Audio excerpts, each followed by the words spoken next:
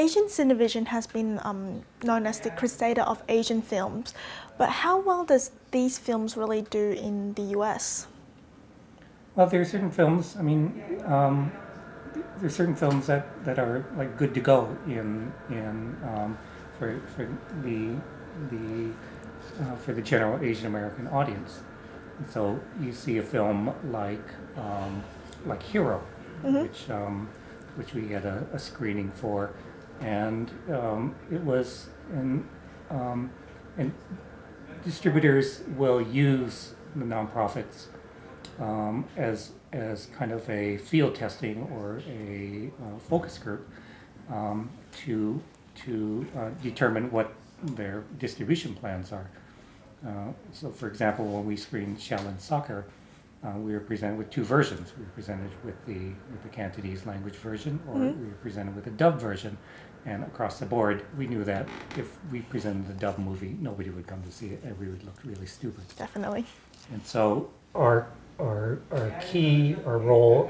is to stick with the mission and to suss out the best possible talent that there is. And of course, it helps if you have, you know, a major film star, or you have a major film that you can build programming around, but that's not really us. That's not really what we do. For example, there is the director Justin Lin made a film recently called Finishing the Game, about finding the replacement for Bruce Lee after he had died, and to complete a film that he was making. He was writing, directing, shooting at the same time, called Game of Death. And so Justin is enjoyed a lot of success with Better Luck Tomorrow, and it was the first Asian American film that got major distribution by MTV Films. And so from there he went on to direct a film called Annapolis with James Franco and Tyrese. And then after that he did the franchise film Fast and the Furious. So when he came off of Fast and the Furious, he talks about this extensively in his interviews, that he was able to make Finishing the Game very cheaply with the money that he had saved, and so he wasn't beholden to any distributors, investors. And when he finished, he premiered the Finishing the Game at Sundance, outside of competition, and he said, "I want this film to be at all the major Asian American film festivals," because he felt that it was important to reach out the places where he got his start, the nonprofits. What do you think are the main hurdles for Asian American filmmakers at this point in time? Filmmakers don't want to be, whether you're black, brown, green, or yellow, they don't want to be known as an Asian filmmaker or an African American filmmaker or an Iranian filmmaker. They just want to make films. They want to tell stories, and they want to tell the best possible story that they can, and then it starts with a good script. And if you have a good script, you will find people who are interested in collaborating with you. But you have to start with a good script, and you have to know that. I mean, if your goal is to make an Asian American film, and there are a lot of people out there who want to do that thing, but I think that cinema has become such the universal language across the globe, and that's why you can find commonalities of filmmaking, you know, in every corner of the planet, and it all comes down to the same things. You have a good script, you make sure that it's moving.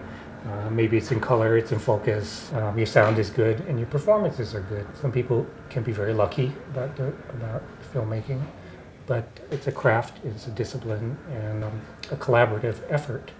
Put your best. I mean, you always say, do we have the fire in the belly, you know, to make a film, because it is a long road and it's very consuming. You started to prepare for next year's AIFF. No, you want to tell us anything about it? Well, it's too early. For one, we put out our call for entries right about now. Mm-hmm. And like I said, we get about 300 short film submissions. We get about 60 feature film submissions, and we have our programmers, our scouts around the world. I think that there's a lot of interest now in South Asian film. And I'm not talking about Bollywood. We love Bollywood, but there's such really interesting stories that are coming out of India, even Pakistan. We are looking at some films from Malaysia and the Philippines. And also this year, which was very unique, is that there are a large number of Asian American transnationals who grew up in America and are making films for the Asian market. In 2001, you formed the junior committee for ACV, and you have internships, and you've always been encouraging and emerging directors. What advice do you have for these young emerging directors? You have to stand by your story. You have to stand by your quality. You know, it's cheap to make a film now, and there's a lot of there are workshops that you can take, youth workshops in production. There are workshops at Manhattan Neighborhood Network that you can take. Downtown Community TV has workshops, and just getting into that process and getting into the language of the cinema, watching things, talking to other filmmakers, going to seminars, going to films where you can actually talk to the director or talk to the cast and the crew. It's always helpful, but for each person it's very different. That's it for today's episode of Asia Talk. For more information about ACV, you can visit www.asiancinevision.org. I'm Kaman. See you next time.